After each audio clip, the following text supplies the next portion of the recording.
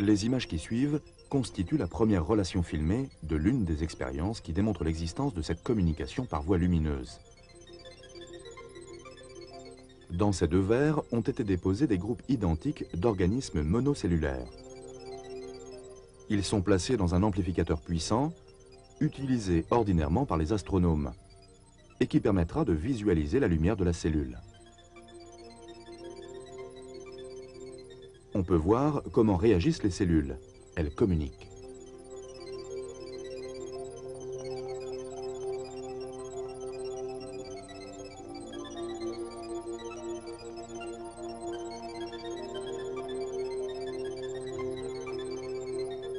Ceci ne constitue qu'une expérience parmi beaucoup d'autres.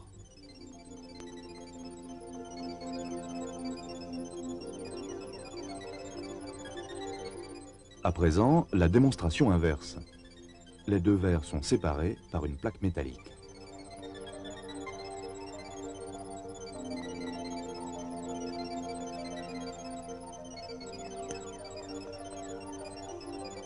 Cette fois, les deux cultures ne devraient plus avoir la possibilité de communiquer.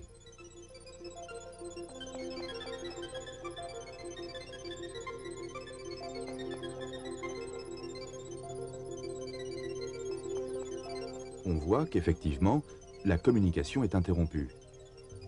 La luminescence de chaque culture ne se manifeste que séparément.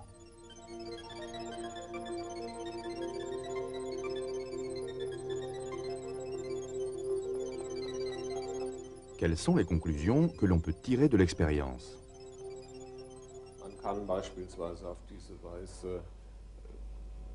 Cette méthode permet d'effectuer des tests déterminant quelles substances influencent ce système de communication.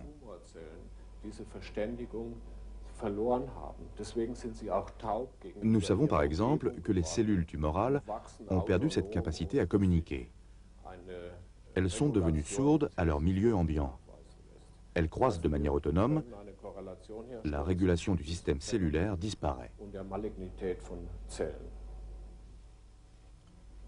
Nous pouvons donc vérifier la relation entre ce phénomène et la malignité de la cellule. Nous pouvons aussi utiliser cette découverte pour influencer la communication, autrement dit, pour intervenir thérapeutiquement. La communication se faisant par la lumière, nous agirons sur celle-ci pour rétablir les contacts défectueux.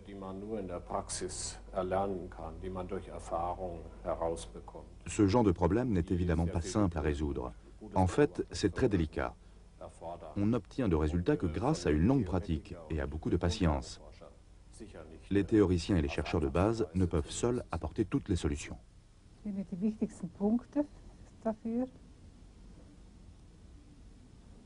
Le passage de la recherche à l'application sur le patient est donc rendu très difficile par la complexité des processus vitaux. Des modèles théoriques ont déduit des méthodes de diagnostic et de traitement qui seront ensuite testées et peu à peu affinées. Voici quelques exemples de la mise en œuvre d'anciennes connaissances déjà évoquées, puis de l'application de découvertes récentes. Ici, l'acupuncture classique, utilisée par le docteur Elisabeth Studer, spécialiste de médecine interne, est adaptée aux progrès qui ont été réalisés en matière de biophotons et de champs électriques. Cet appareil note l'état de ces champs électriques dans diverses zones du corps, de manière à orienter le diagnostic destiné à mesurer les différents points d'acupuncture.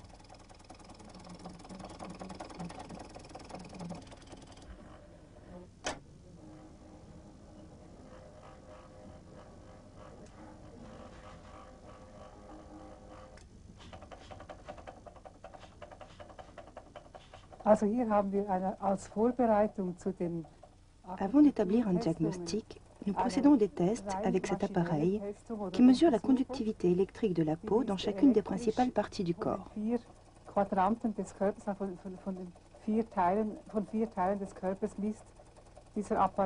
Cette conductivité nous fournit des précisions sur les organes qui présentent des troubles énergétiques et qui pourraient être malades.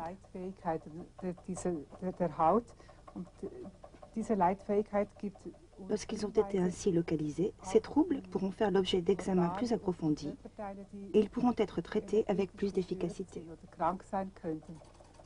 Und dort, wo Störungen vorliegen, kann ich dann nachher präzise suchen. Ici, on peut tester le système énergétique du poumon et constater qu'il est déficient. L'aiguille descend. Le diagnostic étant posé, on peut entamer la thérapie, ce qu'on appelle un balancement énergétique.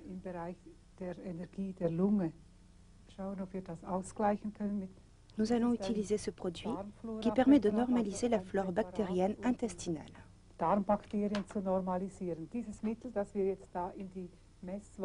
J'ai placé la préparation dans un récipient métallique pour la faire pénétrer dans les circuits électriques de mesure. On pourrait aussi mettre le médicament dans la main de la patiente. Le contact serait encore plus direct. Pour le moment, il ne s'agit ni de l'avaler ni de l'injecter. Le contact suffit. On constate que ce remède homéopathique est bien adapté. Il réagit sur les muqueuses avec un effet anti-allergique. Il permettra de rééquilibrer les troubles énergétiques constatés dans la partie gauche du corps. Ces procédés, l'électroacupuncture ou la biométrie fonctionnelle pratiquée par le Dr Studer, sont particulièrement novateurs.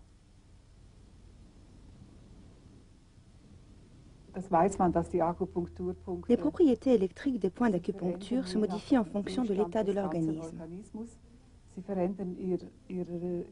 La résistance ou la conductivité d'un point peut varier considérablement suivant l'évolution de l'état général du patient.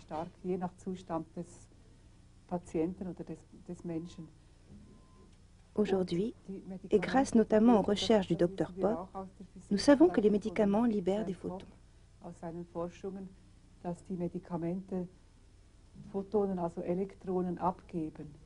Tous les médicaments, même ceux qui sont utilisés en médecine traditionnelle. Ces photons influencent le champ électrique des points d'acupuncture. En mesurant ces changements, on peut évaluer l'action du médicament sur le patient. Cette méthode permet donc, au-delà du diagnostic individuel, de prescrire une thérapie véritablement sur mesure. Oui, et on peut tout à fait relever la présence de prédispositions héréditaires, indépendamment des troubles du corps énergétique. Cette expression a été inventée par des chercheurs russes. Les Chinois parlent plutôt de flux énergétique, le qi.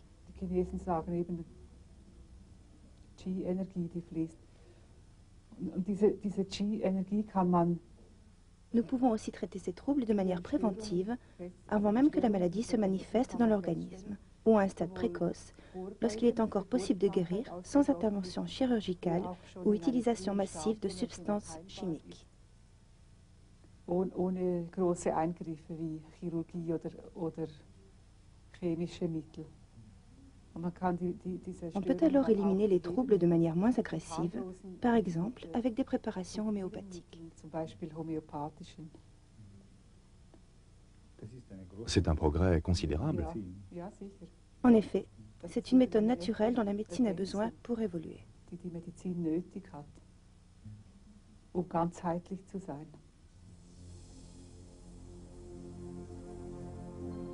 Ces nouvelles techniques intègrent la médecine classique et la complètent. Elles favorisent en particulier la prévention. Des recherches approfondies renforcent constamment l'évaluation positive dont elles bénéficient dans le monde scientifique. Une autre de leurs applications est la chromothérapie. Sur base de ces clichés qui captent l'énergie émanant des doigts, des mains et des pieds, elle permet de dresser un bilan énergétique du corps tout entier. Le patient souffre de maux de tête et de troubles rénaux.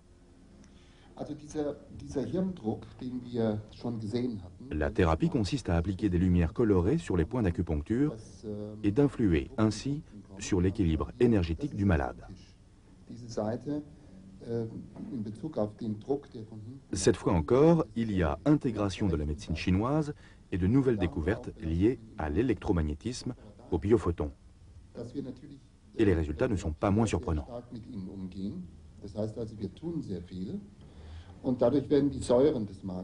sehr stark aktiviert. Toutes les cultures ont imaginé des thérapies qui utilisaient la lumière. Ce que nous faisons n'est pas nouveau. Je me suis fait cette réflexion. S'il est vrai, comme le professe la médecine chinoise, que c'est dans les méridiens que circule l'énergie vitale, nous n'avons plus besoin d'utiliser des aiguilles.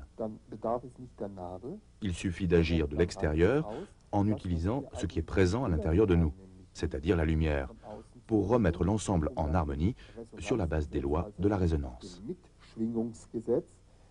Et chaque jour nous apporte la démonstration que cela fonctionne.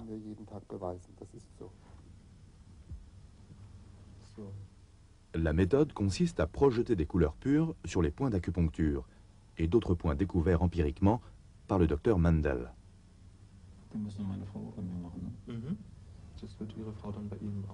Les propriétés des diverses couleurs sont utilisées depuis des milliers d'années dans différentes méthodes thérapeutiques et en matière de recherche spirituelle.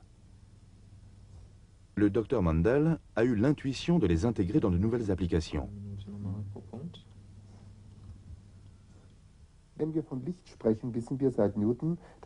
Nous savons depuis Newton qu'il existe 7 couleurs s'échelonnant du rouge au violet et de fréquences différentes.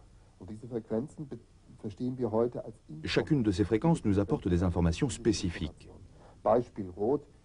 Nous savons ainsi que le rouge est la couleur stimulante, que le bleu est apaisant, que le jaune améliore les prestations intellectuelles.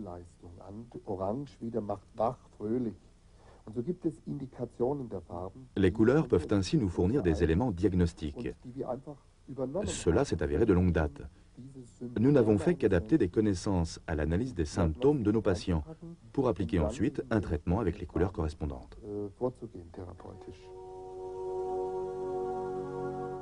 Et puisque la couleur a une fréquence, au même titre que le son, le docteur Mendel a intégré les deux éléments, donnant ainsi une nouvelle dimension sonore cette fois à la chromothérapie.